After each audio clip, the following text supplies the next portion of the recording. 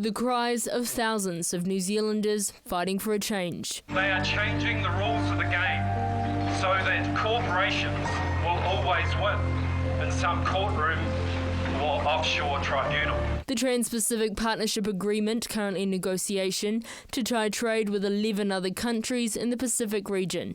Christchurch protest spokesperson Gender Spar says while the nation's leaders may believe the agreement is right, she believes the agenda is not helpful for everyday New Zealanders.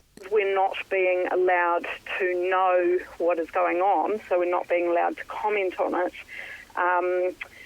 It's just kind of bulldozing through things that may affect us a lot that we have no control over. Trade Minister Tim Grosser says there will always be opposition to trade agreements and the TPP is nothing new. Minister Grosser says historically New Zealand has a strong and highly successful bipartisan approach to trade going back at least 3 decades. When asked what her message to Prime Minister John Key would be, Gender Spar says there's no point. I have talked directly to him and he is not prepared to listen at all.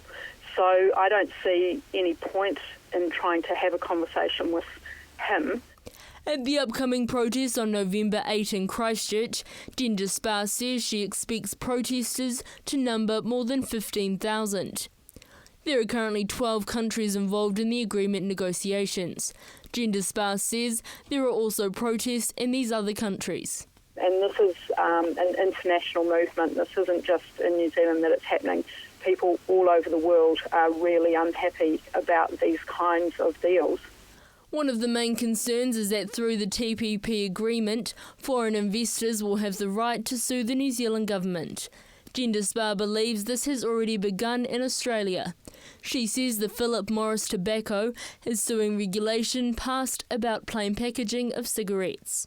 The system of where corporations will be able to sue governments, so for any regulations that governments pass that may affect their future profits, they will be able to sue the government over. Minister Tim Grosser says the agreement is crucial for New Zealand because international trade and investment underpin our economic performance. Leaders met again in 2 weeks. Gender Spar is calling for New Zealanders to stand up and not let the government leaders sell out. You know, I really think that this is selling New Zealand out.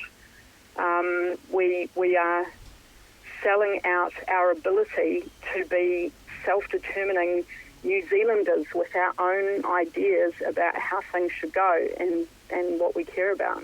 The Kiwis Fight Back March will take place in Christchurch at 12:30 p.m. on Saturday, 8th of November. We will say to them and we will say to the US Embassy up there, shame, shame, shame! Joelle Batista, CTV News.